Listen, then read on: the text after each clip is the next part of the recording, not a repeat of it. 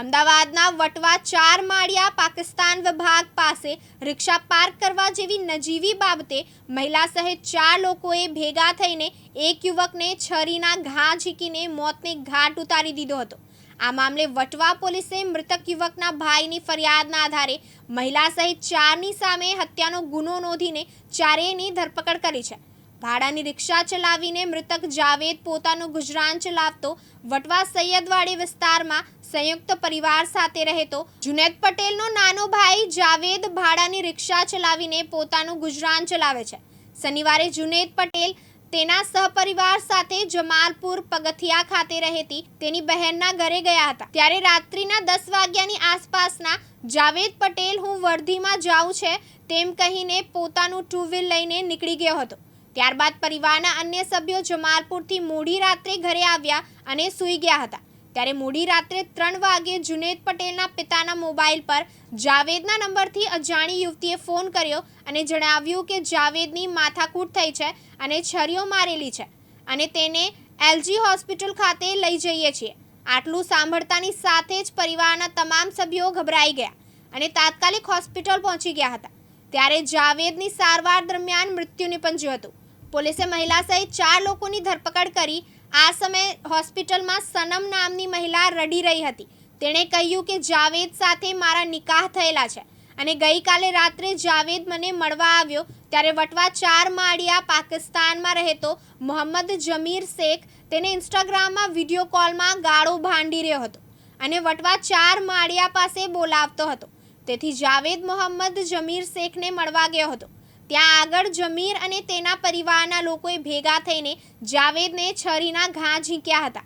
તદુપરાંત મહિલાએ મૃતક જાવેદના ભાઈને જણાવ્યું હતું કે જાવેદ લાલ દરવાજા પાસે રિક્ષા લગાવતો હતો અને ત્યાં આગળ જ મોહમ્મદ જમીર શેખ પથારો લગાવતો હતો।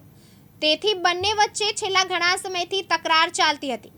આ મામલે વટવા પોલીસે મૃતક જાવેદના ભાઈ જુનેદ પટેલની ફરિયાદ નોંધીને મોહમ્મદ જમીર શેખ, મોહમ્મદ જાફર શેખ, કાસમભાઈ શેખ તથા રાશિદા બાનુ જાફર શેખ સામે હત્યાનો ગુનો નોંધીને મહિલા સહિત 4ની હત્યાના ગુનામાં ધરપકડ કરી છે। અમદાવાદ શહેરના વટવા પોલીસ સ્ટેશન વિસ્તારમાં વસંત ગજેન્દ્ર ગડકર નગર જે 4 માળિયા ખાતે એક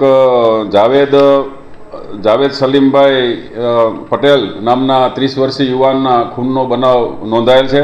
આ બાબતે તેના ભાઈ મોહમ્મદ જુનેદ સલીમભાઈ પટેલ દ્વારા વટવા પોલીસ સ્ટેશનમાં આરોપીઓ મોહમ્મદ જમીર, મોહમ્મદ જાફર, કાસમભાઈ શેખ અને રાશિદા બાનુ વિરુદ્ધ ખૂનની ફરિયાદ નોંધાવતા વટવા પોલીસ સ્ટેશન દ્વારા તાત્કાલિક કાર્યવાહી હાથ ધરી અને ગણતરીના કલાકોમાં જ આરોપીઓ મોહમ્મદ જમીર કાસમ શેખ, મોહમ્મદ જાફર કાસમ શેખ, કાસમભાઈ શેખ અને રશીદા બાનુ જાફર શેખની ધરપકડ કરવામાં આવેલ છે।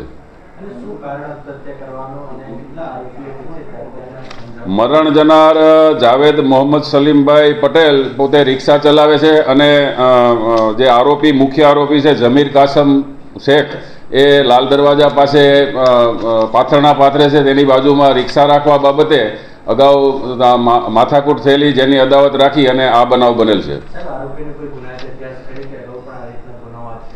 પકડાયેલ આરોપીઓ મોહમ્મદ જમીર કાસમ શેખ અને તેનો ભાઈ મોહમ્મદ જાફર કાસમ શેખ અગાઉ હથિયાર ધારાના ભંગ બદલ તેમજ મારામારીના ગુનામાં બંને 2 ગુનામાં પકડાયેલ છે। ચિરાગ પાટડિયા, દિવ્યાંગ ન્યૂઝ, અમદાવાદ।